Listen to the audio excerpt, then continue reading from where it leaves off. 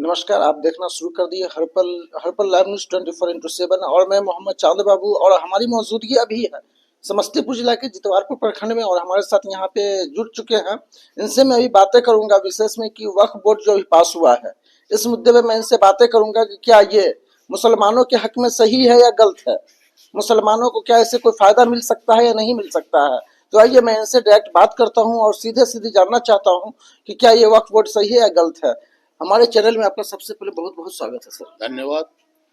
आपका परिचय सर। जी, मेरा नाम मोहम्मद मुश्ताक अंसारी है। मैं इंडियन यूनियन मुस्लिम लीग से हूँ।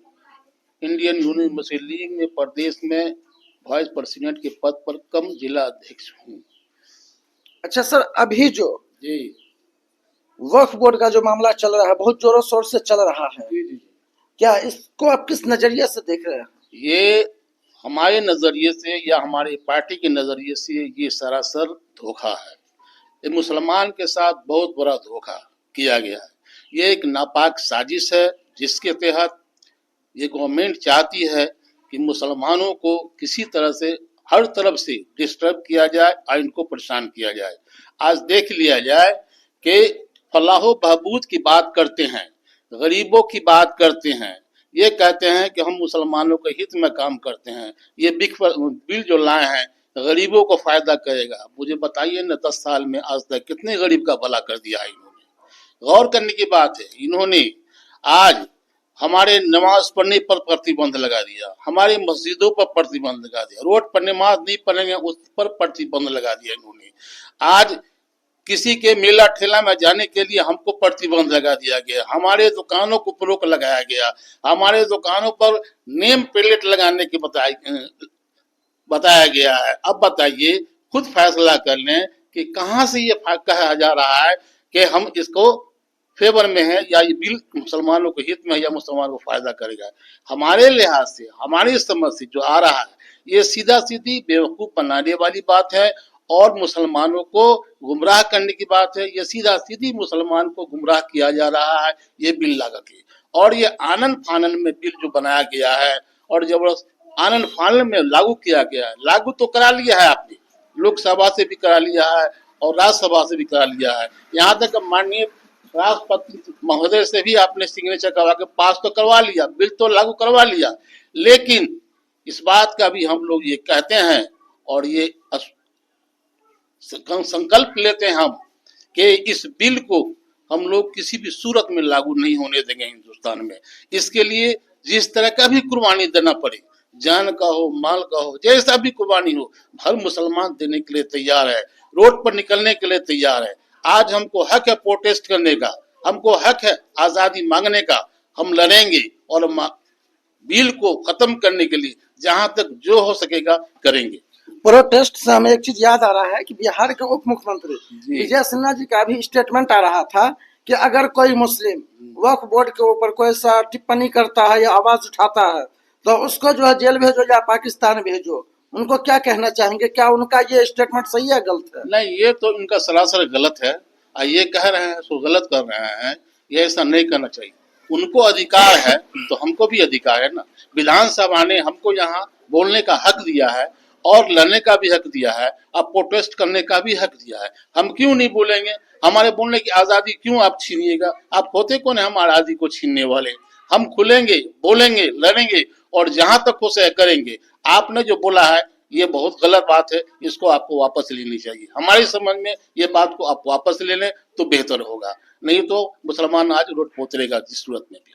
अक्सर कहा जाता है, जैसे कि लोगों का रैली भी निकलता है, जुलूस निकलता है, उसमें भी कहा जाता है और ये एक मंत्री होकर भी कह रहे हैं। जी जी जी। नहीं तो ये इसके पीछे क्या साजिश हो सकता है? ये पूरा पुलिस साजिश है। आप मुझे बताया जाए, आज मुझे बताया जाए कि आज हम मुसलमान को रोड पर निकलने के लिए, नमाज पढ़ने के लिए मना कर रहे हैं कि नहीं आप रोड पर नमाज नहीं पढ़ने देंगे, छत पर नमाज नहीं पढ़ने देंगे। आज रामनवमी का जुलूस निकलने वाला है, उसके लिए पुलिस की तैयारी हो। कहाँ निकलेगा? घर पर निकलेगा कि छत पर निकलेगा कि रोडे पर निकलेगा जुलूस? तो उसके लिए काहे नहीं आप प्रतिबंध लगाते हैं? उसके लिए बोलने के लिए काहे नहीं आपके पास आवाज है? उस बोलने के लिए आपको आजादी है, वो जो चाहे करे, लंगई करे, ढंठाई करे, सब कुछ करे। आज किस मुसलमान को इस बात से तकलीफ है? आपका धर्म है, आप निकलते हैं, जुलूस निकालते हैं। क्या बताइए तो कभी कोई मुसलमान आपको इस पर ऑब्जेक्शन किया है? आज मुसलमान आपका धर्म का जो भी पोट होता है, जुलूस निकलता है, उसमें मुसलमान बढ़ चढ़ के हिस्सा लेता है।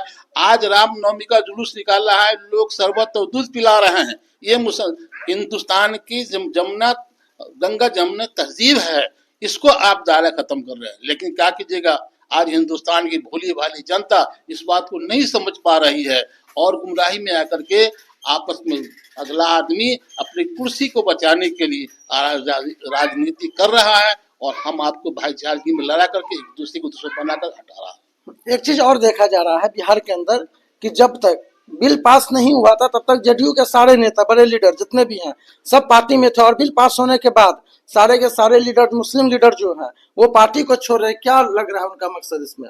भाई कहने का अर्थ ये है कि आज आप मुसलमान हैं, आपको हक और बहदूद की लड़ाई लड़ रहे हैं और ये आपसे छीना जा रहा है। क्या मुसलमान का फर्ज नहीं बनता है कि रिजाइन कर दें?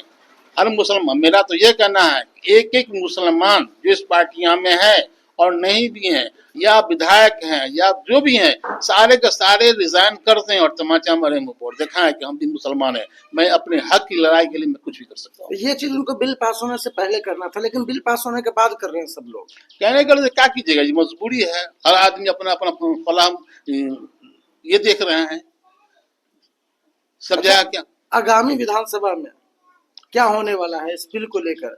मुसलमान जो है जेडीयू को, बीजेपी को वोट करेंगे या आरजेडी को वोट करेंगे? आप इतना जान लीजिए कि मुसलमान ऐसे भी बदनाम है। आज नीतीश कुमार को अच्छे कारकर्दगी की वजह से जो भी हो मुसलमान उनका साथ देता था, लेकिन आज हमारे मुख्यमंत्री जी ने ये बहुत बड़ा धोखा हम लोगों के साथ किया है वक्फ बिल का सपोर्ट करके।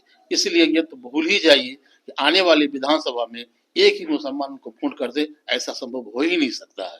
सारा का सारे वोट आपको बट जाएंगे, या तो कांग्रेस में जाएंगे या आरजेडी में जाएंगे, लेकिन जदयू को वोट नहीं जाएगा। ये हमारा मानना है, किसी भी सूरत में नहीं जाएगा। अच्छा, सोशल मीडिया पे एक मुद्दा और बहुत जोर शोर से चल रहा है कि जो मुकेश अंबानी का घर है वो भी वक्फ के जमीन पे है। ऐसा तो नहीं है उस प्रॉपर्टी को बचाने के लिए इस बिल को पास किया गया है? जाहिर सी बात है, ये 100% परफेक्ट है। और आज हमारे माननीय प्रधानमंत्री जो हैं, क्या है, हर चीज को छुपाने के लिए आदमी को डिस्टर्ब, कोई ना कोई मामला ला करके आदमी को डिस्टर्ब रखते हैं। ये चाहते हैं कि कोई भी आदमी को हमेशा ऐसा एंगेज रखो, चाहे पुलवामा वाला केस हो जाए हो, चाहे आज आप बताइए ना, कहने गर्जी है कि 300 साल पहले अंग्रेज जब जा चुके चले गए, आज उन्हीं कब्र को खुदवा रहे हैं। उस कब्र खुदवा देने से क्या मिल जाएगा आपको? तोड़ दो फोड़ दो, क्या फर्क पड़ता है? उनका नाम थोड़ी मिटा दोगे आप, अंग्रेजों का नाम है, नाम रहेगा।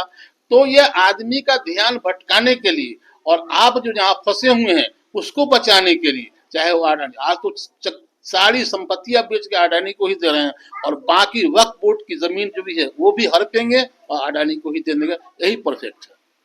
लास्ट में इनका क्या होने वाला है? फिर जब सब चीज को अडानी को ही दे देंगे तो लास्ट इनके पास क्या बचेगा और इनका क्या होगा? कहने कर देंगे हमारे प्रधानमंत्री जी ने 1 लाख में कहेंगे हम तो फकीर आदमी झोला लेकर भाग जाएंगे, वही होगा और दूसरा क्या होगा? और तो कुछ नहीं होगा। आखिर में सब कुछ खत्म हो जाएगा। देश की हालत देख ही रहे हैं आप। आज नौजवान एक मांगने तुला हुआ है, आज बेरोजगार नहीं है, बेरोजगारी है, महंगाई है, जरूरत से ज्यादा महंगाई है, बेरोजगारी बढ़ी हुई है। आज नौकरी के लिए कहाँ है? आपने जो वादा किया था 15 लाख देने का, आपने जो वादा किया था नौकरी देने का, कहाँ है?